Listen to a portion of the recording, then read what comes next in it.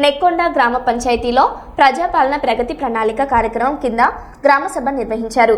సర్పంచ్ పెండాల హరిప్రసాద్ మాట్లాడుతూ ఇందిరమ్మ ఇల్లు, రైతు భరోసా, ఉచిత బస్, సబ్సిడీ గ్యాస్ వంటి పథకాలను ప్రజలకు వివరించారు. గ్రామ అభివృద్ధి లక్ష్యమని పేర్కొన్నారు.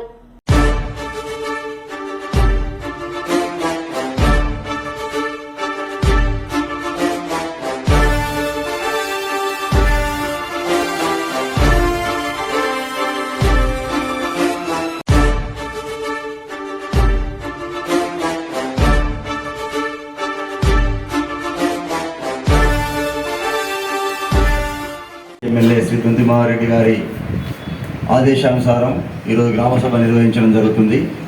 అదేంటిదంటే ప్రజాపాలన ప్రగతి నివేదన 99 రోజుల ప్రణాళికలో భాగంగా ఈ యొక్క గ్రామ సభను ఏర్పాటు చేయడం జరిగింది. ఈ యొక్క కార్యక్రమానికి ఇచ్చేసినటువంటి మండల ముఖ్య అధికారిని శ్రీమతి అనురాధ గారు, అలాగే హైదరాబాద్ నుంచి ఇచ్చేసినటువంటి స్పెషల్ ఆఫీసర్ శైలజ మేడం గారు, అలాగే ఈ వేదిక మీద ఉన్నటువంటి ఎంఆర్ఓ గారు మరియు డాక్టర్ రహేలా గారు, ఎలక్ట్రిసిటీ ఏఈ గారు చిరంజీవి గారు, ఉప సర్పంచ్ శ్రావణి గారు, మార్కెట్ చైర్మన్ హరీశ్రెడ్డి గారు, మరియు ఆయుర్వేదిక్ డాక్టర్ రాజు గారు, మరియు నాతోటి వార్డు సభ్యులు, వేదిక ముందున్నటువంటి గౌరవ సోదరిమణులు, గ్రామ పుర ప్రముఖులు, మాజీ సర్పంచులు, ఇతర పెద్దలందరికీ కూడా పేరు పేరున ధన్యవాదాలు.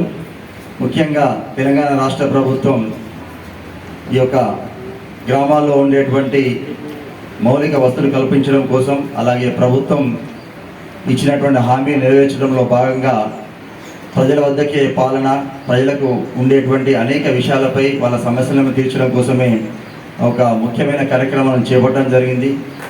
గడిచినటువంటి 2 సంవత్సరాల క్రితం జరిగినటువంటి ఎన్నికల్లో ప్రజాదరణతో వచ్చినటువంటి కాంగ్రెస్ ప్రభుత్వం తప్పనిసరిగా ప్రజలకు మేలు జరిగేటువంటి విధంగా అనేక సంక్షేమ పథకాలను ముందుకు తీసుకెళ్తూ వెళ్తూ ఉంది. అందులో భాగంగానే ముఖ్యంగా 12 పథకాలు ఇప్పుడు అమల్లో ఉన్నాయి.